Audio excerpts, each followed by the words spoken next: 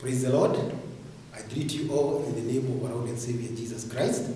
Today I want to share with you a message from the book of 1 Samuel, chapter 17. And I want to read verse 1 up to verse 3. Now the Philistines gathered their forces for war and assembled at Shechem in Judah. They pitched camp at Ephes, Damin, between Shechem and Azekah. Saul and the Israelites assembled and camped in the valley of Elah, and drew up their battle line to meet the Philistines. The Philistines occupied one hill and the Israelites another, with the valley between them. This is the long time war between Israelites and their enemy, the Philistines. And let me start by saying war causes terror. And terror is intense fear, intense fright and dread. And terror, whether it comes from a man, or it comes from a creature, or it comes from a sickness, it brings with it uncertainty. It brings with it worry. It brings with it stress and distress. And more so, it brings with it the fear of death. And this is the state the Israelites find themselves in the book of 1 Samuel, verse 17. In my message today, the title is, Do Not Lose Heart, on the account of any threat. Do not lose heart. And I want to use 4 characters. And the first character that I want to use is the Philistine champion, Goliath. This is my first character. And this is the man who really caused terror to the Israelites. The Bible says, for 40 days he came forward, from morning to evening, and spoke words of dread to the Israelites. And on the 40th day, he came and spoke these words. Today, I defy the ranks of the Israelites. Give one man and let him come, and we fight with him. And if he prevails over me and kills me, we become your subject. If I prevail over him and I kill him, you become our subject. And with this word, all Israel and Saul became dismayed, and they were terrified, and they fled. And because this man asked for one man to come and fight the Israelites, and these battles belonged to the Lord, God produced this one man. So we come to the second character that I'm going to use, and this character is the one character, David, who is described in Acts 13:22, the man after God's own heart. And David came forward, and he had the defiance of this Philistine. And he came and asked, what has been said? What will be done to the man who kills these Philistines and removes the disgrace that he has brought in Israel?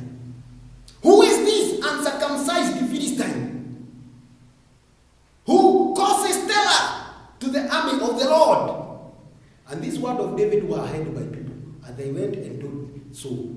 And Saul called David, and David said to Saul, let no one lose heart on the account of this Philistine. Your servant will go and fight him. And it really happened. David faced the Philistine. And this was the words of David to the Philistine. You come against me with a javelin, with a sword, and with a spear. But I come against you in the name of the Almighty God, the God of the Israelites, the one you are defying. Today you will know, not by sword or by spear, that the Lord saves, because the battle belongs to him. David, the man who trusted in God. The problem with the Israelites and why they were terrified is because they did not trust in God. David confidence did not come from his own prowess, but because of his trust in God. The God he feared, the God he knew. And with a stone and a sling, he removed the terror of Israel. Today, if we trust in God, like David, we will not be terrified like the Israelites. Whatever threat comes, whether it is COVID-19, whatever threat, whether war, we can follow David in trusting in God. And I want to speak about my third character. And this character is the one character, the devil. And this is the God of terror. This is the God of fear. Whatever you are fearing, the power behind that fear is God, is the devil.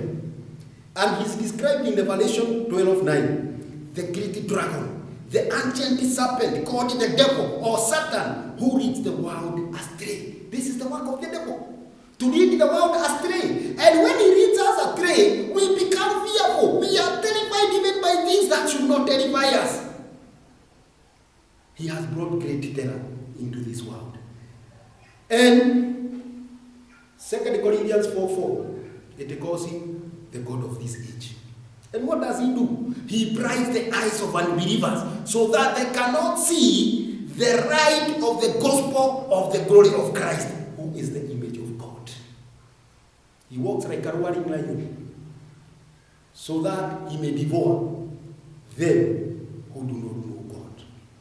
And those who follow this devil, this character, they are described in 1 John 3:8, that the one who does what is sinful is of the devil, because the devil has been sinning from the beginning. And the devil is eternally condemned. Matthew 25:41 says, the lake of fire was created for the devil and his angels, not us. Jesus Christ came to deliver us. And Jesus' blood does not provide for the sin of angels. For Hebrews 2:16 says, it is not the angels that Christ helped, but the descendants of Abraham, you and I. And so, the devil is the terror of this world.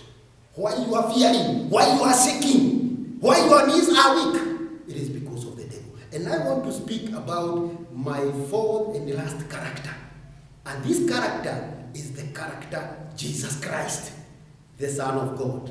The Bible says in 1 John 3:8b, the reason the Son of God appeared is to destroy the work of the devil. The work of this character who leads the whole world astray, who brings terror. That is the reason Jesus Christ appeared. This is the medicine. This is what we need. And Jesus Christ came, Colossians 2:15 says, he disarmed the principalities and the powers and made a public show of them through the cross.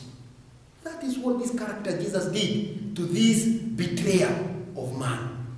And Hebrews 2:14-15 says, just as we are partakers of flesh and blood, Christ partook of the same, so that through death he might destroy him who had the power of death. And that is the devil. And he did not only destroy him who had the power of death, but he freed those all their life were held captive by the fear of death. So terror is overcome through Jesus Christ. Those who are held in captivity by fear of death, they are freed in Christ Jesus. Matthew 6:27 tells us that who of you by worrying can add a single hour to his life?